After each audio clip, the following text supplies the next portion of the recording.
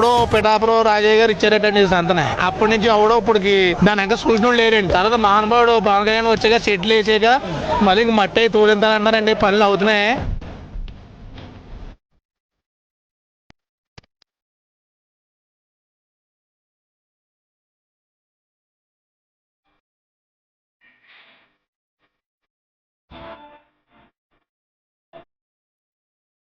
ఇక్కడ పిఠాపురం అభివృద్ధి ఎలా జరుగుతుందండి?